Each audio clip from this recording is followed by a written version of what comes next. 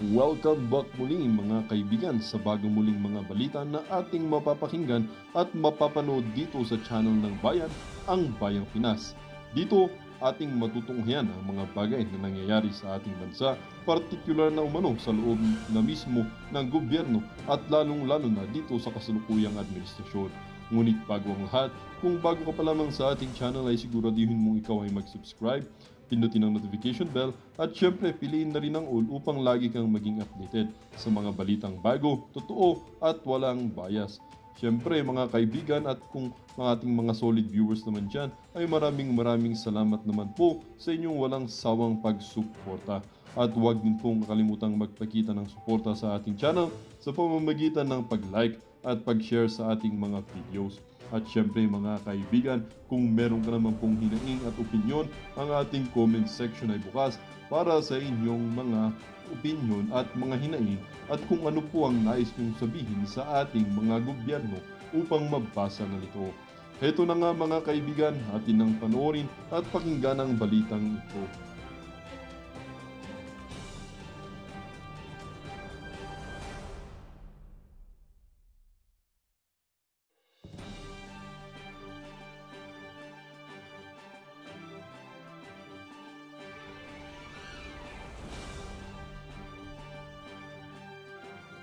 What prompted you to do this?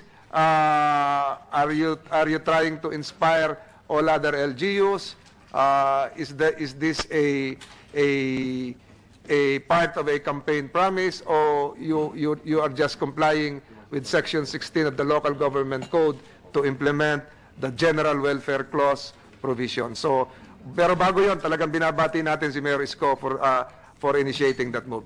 You have the floor, Mayor. Thank you, Mr. Chair. To the members of the committee, good morning, and other guests. Well, thank you for this opportunity, Mr. Chair. Well, una, as like what the Supreme Court said, no, road, alleys, boulevards are beyond the commerce of men. For so many years, I've been hearing that when I was even in the law, during my stint in law school, laging pinaulit-ulit sa amin yun. And in fact, like what you have said, Mr. Chairman, yung Section 16 of the Local Government Code, which is the General Welfare Clause. But bago maging technical, Manila was like, masyado na naging chaotic. Marami na ako naririnig ng mga senior citizen na nakakating trip sila ng biyahe ng ng Divisoria, Cubao, kasi nagkakating trip na sa Abad Santos. And the reason behind it is the entire recto from Asuncion to Abad Santos, the total of 8 lanes, more or less, are closed to public utility vehicle access. And even to the point, maraming senior citizen nangadapa, dala ng hindi na talaga, kahit maglakad, hindi na makapasok ng Abad Santos. So this was an issue of the people of Manila. So during the time, yes, I agree with the chair that it is our commitment to the people of Manila during the campaign. So immediately when we were fortunate to win the election, we are already dead set in our mind on what to do. And for so many interviews, I was asked, anong unang gagawin sa Maynila? Ay literal po talaga yon, hindi po yun metaphor. Talaga pong paliliguan namin ang Maynila. Dahil nga ho ang Maynila naging dugyot, naging banilin, libagin, parang there's no government. Sort of saying. But everybody wanted the peace of the street. Everybody wanted the peace of the enterprise. Whether politicians or individuals or sino man yung mga organizer o mga siga-siga. So, kaya po, yun talaga ang nagtulak sa amin. To put order in the streets of Manila. At ang maganda po nito, Mr. Chair, TYO ito. Wala ho itong tosgas. Wala ho talaga. Kasi tingnan ninyo, sa totoo, to be honest and to be technical about it, ang nagastos ko lang yata in 3 weeks, 125,000 o 150,000. Nag-file lang ako ng bond. Nanalinis yung Recto, Soler, Wanluna, Tondo, Wanluna, Binondo, Dagupan, Blooming Treat, Carriedo, Raon, Quezon Boulevard. TYO yun. Paano naging TY? Meron naman kami city engineering, meron naman kami DPS. Meron ding utaw yun. Mga empleyado namin. Existing. 15 at 30, nasweldo yun. Meron din kaming mga natitira pang supplies. So, we really try to be imaginative in such a way that ano ba talaga ang gustong mangyari ng pamahalaan at ng tao, anong inaasahan ng tao. So, nangyari na yung nangyari. Pero meron lang akong isi-share, if I may be allowed. Your Honor, gusto niyo bang malinis ang kalye? Simple lang. Huwag kayong tatanggap. Huwag kayong tatanggap ng tangga. Awa ng gaila. Umpisahan nyo na po yan sa barangay chair. Ano po? Total, anyway, gagawa naman kayo ng batas eh. Gagawa naman, I would assume that the committee will come up with something with this. Simula po yan sa chairman. Una muna, organize yung KAPGU, mga sibilyan, mukhang pulis. Mga pulis Makati po yun eh. Pulis Makatingin. Ang dami nun eh. Mga sibilyan yan, may baril, mag-organize. Kakausapin si chairman. Pagkakausap kay chairman, susunod yan, PCP. Police Community Precinct. Susunod yan, Commander, Presinto. Susunod yan, ahensya ng local government. Yun yung DPS, o like in our case, DPS. O doon na susunod si Edina sa Kasipati. Doon na po nangyayari ang lahat. So my point is, Mr. Chair, dapat magkaroon na ng basic law. I mean, I don't know if that's what you called it, but kapag kang mayroong ganoon, dapat automatic administratively liable yung barangay chairman. Yung LESPO. Automatic. Because if you're going to order them, Mr. Chair, what will happen next is cat and mouse. Totolong gising ka lang ng mga tao sa kalye. Kaya hindi nyo napansin, hindi ako natutulog. Dahil alam ko, totolong gising ako eh. Alam ko, nakapagtalikod ko, ilalatag nila ulit yan. Unang gagawin dyan, i-sniper. They call it in the street, sniper. Mobile yan, mobile. Pwede ho yan, isang parang kumot or tarpaulin, nyanyanggayin lang yan pagka merong clearing operation. Pag iskerda ng clearing operators, latag na sila. Mapapagod yung gobyerno, mapapagod yung pamahalaan. Yung dating sniper, magkakatarima na yun. Yung lamesa. Yung tarima, komportable na. Susunod doon, magkakabodega na. Totoo po yun. Tapos susunod doon, magkakabanyo na siya. You can see Wanluna. You should see. Huwag na kayo lumayo sa City Hall ng Manila. I know some of you went to City Hall of Manila. Just 50 steps away, yung Taytay Island namin. Ito, opisina ng mayor, nandiyan dyan, no? 160 na bahay, bodega, tindahan, kubeta, in a park. So my point is, kaya kailangan po Mr. Chair, siguro, pag nag-exist, administratively liable kagad yung barangay chairman at saka yung pulis. Bago pa umakyat yung responsibilidad sa alkalde. Kasi po bakit? Katulad namin, 43 million square kilometer with thousands of streets with 896 barangay, about 10,000 barangay official, and we have 20,000 barangay tanods in the city of Manila. More, and we are being surrounded by creeks, rivers, and the bay. Mas nakakaawa po ang Quezon City, mas malaki po sila. 3 doble po ang Quezon City, kaya nakakaawa ang Quezon City government talaga in terms kung babantayan ng babantayan. Now, I think it's high time to create a law. I don't know, ayoko pong pangunahan ng Senado. Merong nakalatag. Napicturan, nakalatag. Bukas, suspendido na si chairman. Yung less po, iskerda na. Tapong ka na. Bakit? May batas eh. Ngayon kasi ang gagawin mo, Mr. Chair, wawagta ka doon sa Didi, pusa pare, yung commander mo dito, lipat mo muna to, tigas ang ulo. So, lagi ka nalang makikiusap, kasi one way or another, babalik tayo doon sa unang nasabi ko. Tanggal lang yan, Mr. Chair. Yan ang bunot dulo ng lahat yan.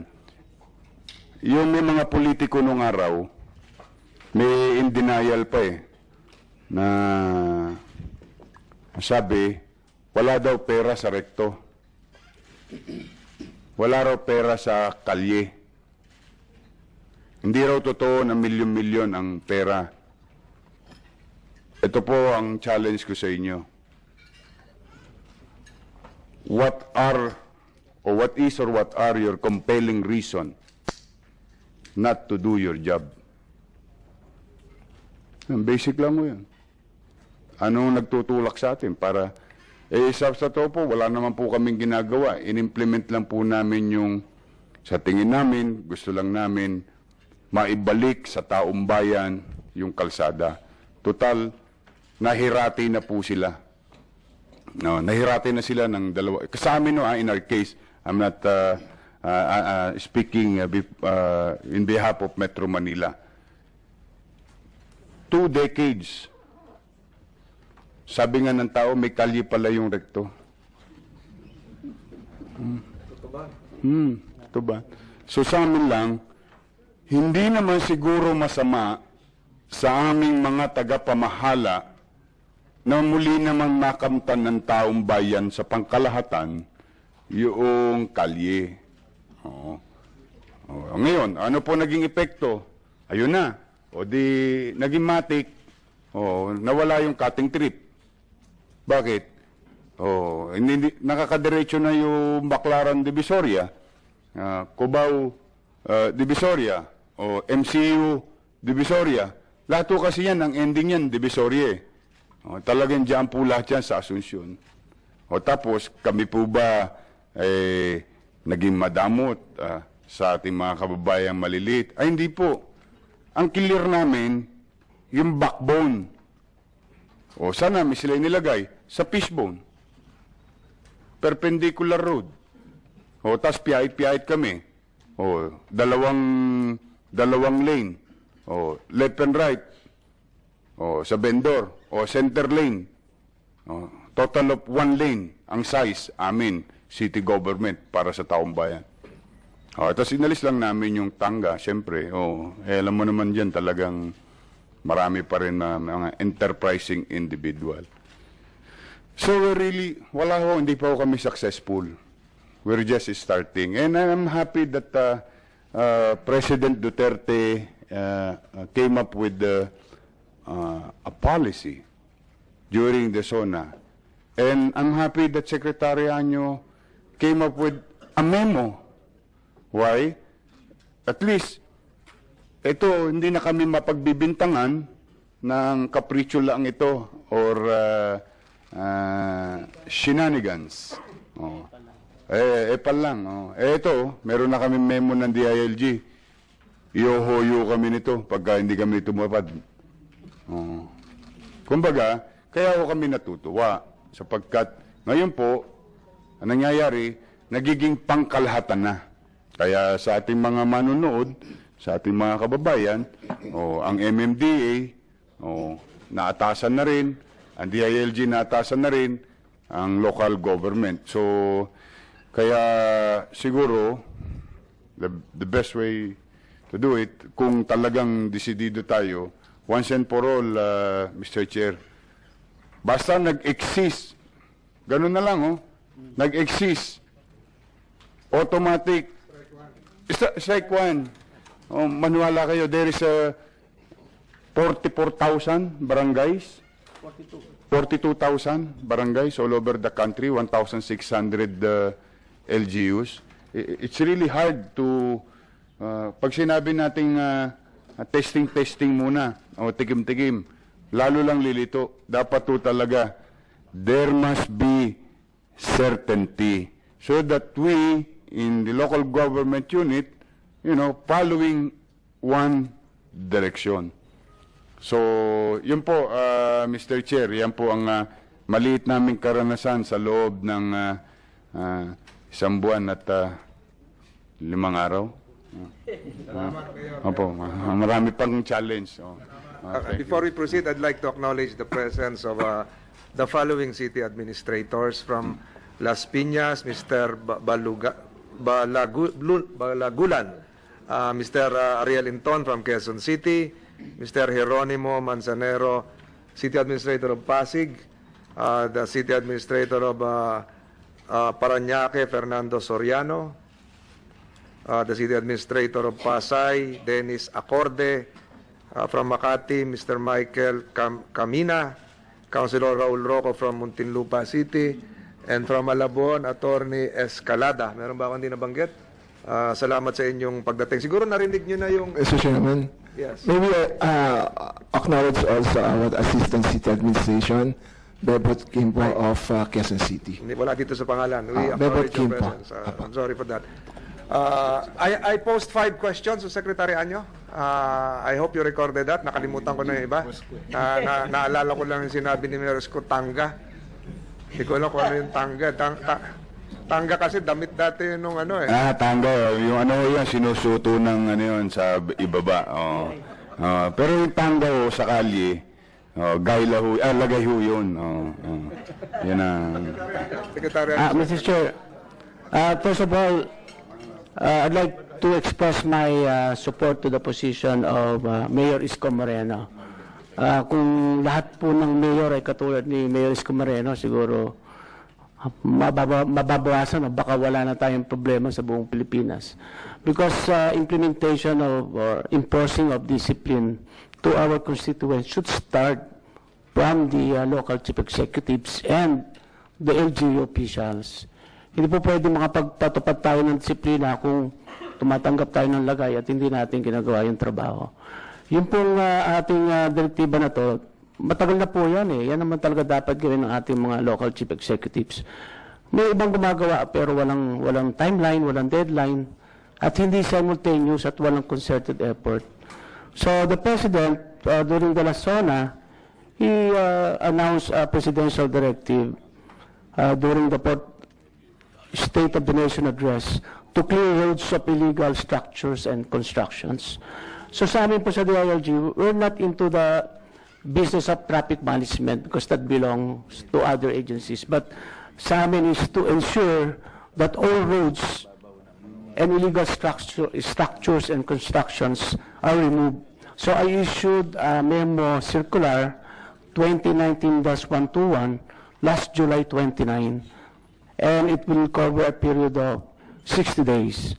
A policy requiring LGUs nationwide to clear obstructions and address traffic in their areas. Ang mga pinawalan po natin ng memo ay ang mga governors, city and municipal mayors, punong barangays, heads of local sanggunians, and including DILG regional directors, BARMM regional governor. So, mean to say po, nationwide itong ating memo circular. And in fact, For our priority region, which is the NCR, I assign USEX and ASEX from the DILG to closely work with Metro Manila mayors to carry out the directive of the President. Ito po yung mga salient features ng ating memo circular. Of course, Secretary, will provide this committee a copy of your circular. Yes, Your Honor, yes. Reclaim public areas used for private ends. Demolish illegal structures and constructions. Rehabilitate all recovered public roads, including the placement of street light and signages. Address displacement issues and revoke permits that allowed private entities to occupy public roads, and revisit ordinances and similar measures that are contrary into this MC. And of course, to prepare inventory of all roads within their jurisdiction. The primary roads and secondary roads, yun po yung priority natin, dapat 24/7, ano po yan, wala dapat na mga nakapark dyan. Yung tertiary road natin, kung saan nandun yung sa mga barangay, magkakaroon po dapat ng measure dyan ng one-side parking at night time. Dapat pag daytime, malinis din po yan. Simple lang yan, but it would be a big help to our constituents. So ito pong MC na to ay nag-start July 29. So ngayon po ay pang 8 araw na natin ito. And I'm happy to announce also that we have seen mayors leading our effort to clean up the roads. In fact, I issued another order for the mayors to get out of their offices and lead the clearing of the roads. So, likewise, I directed also the Philippine National Police to remove all PCPs and also the barangay captains to remove barangay halls that are in the middle of the street or in the roads. So tatanggalin po natin yan. And you asked about the incentive. So far we have not established any incentive. I suggested twice, Secretary, to make that part of the Seal of Good Governance Award and provide some incentives to the LGUs complying with your circular. But I have a sixth question. Kung 60 days lang po ito, paano ho yung continuity nito, yung sustainability nito?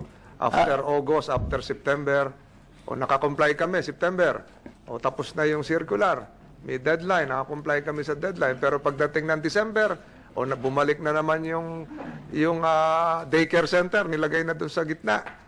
Di ba? So, how do you sustain this? Yung pong 60 days, Mr. Chairman, is just the clearing operations. Kasama rin po sa memo circular, yung sustenance and maintenance nitong orderliness. Diyan po pumapasok yung sinasabi kanina ni Mayor Isko na sana magkaroon ng batas para one strike para sa ating mga, especially barangay captains. But in the existing setup, meron po naman tayong mga kaukulang sanctions or disciplinary measures, particularly suspending the local government officials. The mayors, the city mayors and the provincial governors are directly under the supervision of the president. So the president can, and the president mentioned to me that just make the recommendation, he would immediately enforce the preventive suspension. And for the municipal mayors and the barangay captains, dalawa po yan, ano? Pwede po through the sangguniang panglungsod at sangguniang panlalawigan, at meron po mas direct approach through the ombudsman. And last week I had a meeting with the ombudsman himself, and he's very supportive. In fact, if I would bring the complaint directly to the ombudsman for the municipal mayors and the barangay captain, he would ensure the issuance of preventive suspension.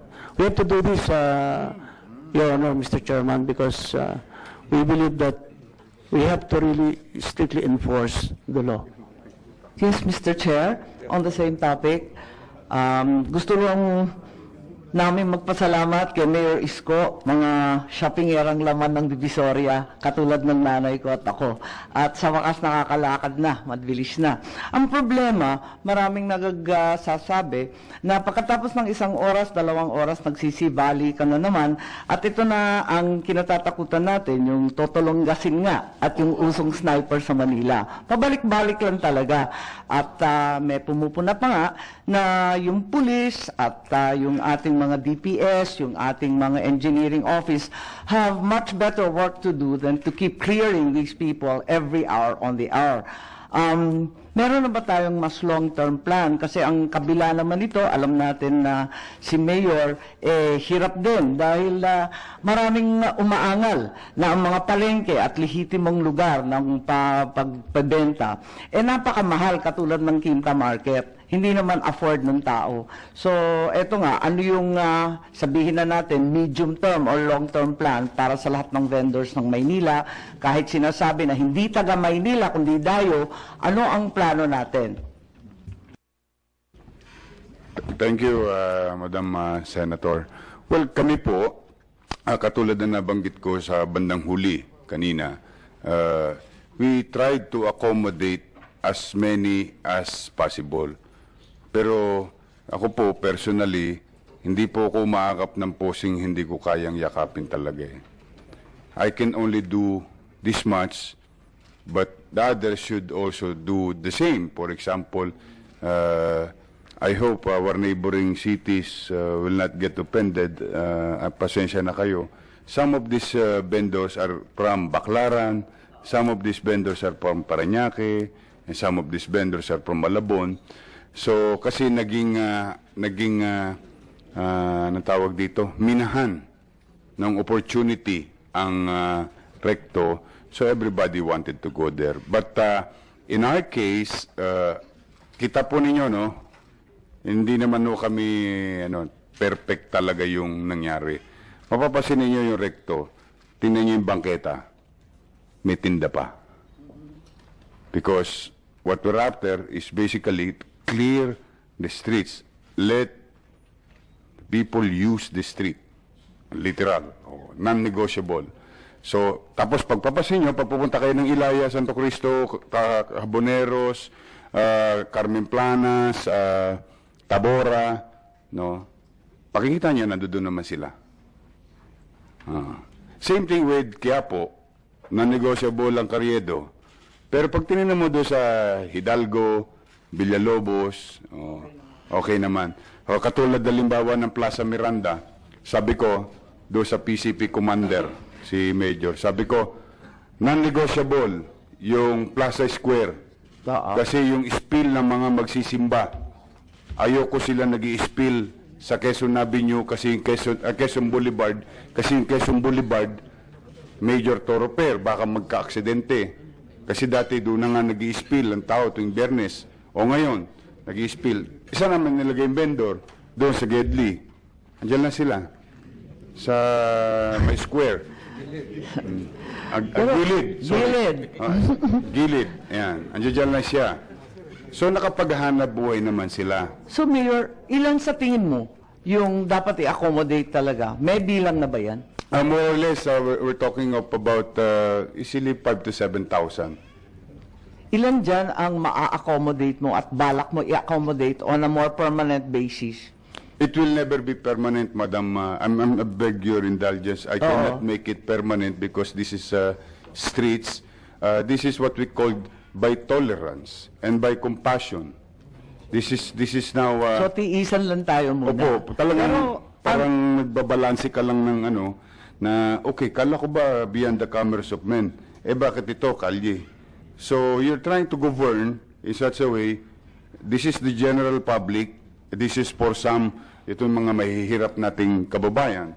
But along the way, Chairman Lim, we've been talking about making available space with regard if the Senate or another department which we have to talk to is DNR, yung mga creek namin, these are spaces sa mga makabagong bansa o makabagong mga mauunlad na bansa, creeks are now being utilized as a space, whether green space or parking space. Or even just a temporary area for commerce. Yan, yun po, Madam Senator. Napakaganda po nung idea ninyo. Yep. Na kung saan, sa Makati nga, nagawa nila eh. Nagkaroon pa ng sinihan eh. Yung creek eh. Oo. Sa Milo. Meron no, di ho ba? So baka naman po pwede rin maging applicable yung the same concept kasi okay lang naman kami mangopya kung sa tingin naman namin napapakinabangan naman. Iyon po katulad kami, meron kami tinatawag na Muelle de Binondo. Ang laki po nun. Alam po ninyo yun, ha? Roughly, this is about 10 hectares. 10 hectares in the heart of Binondo. Marami pa kaming creek sa Ungpin. Marami pa kaming creek sa Magdalena. Huwag lang matakpan ng permanente. Parang Yun ano lang po naman yun, ang may issue concept doon. po doon, Oo. in between, may space for purposes of dredging. Dredging. Tapos, para may views, may eyesight ka lang kung clog ba yung ilalim. Kaya naman po yun.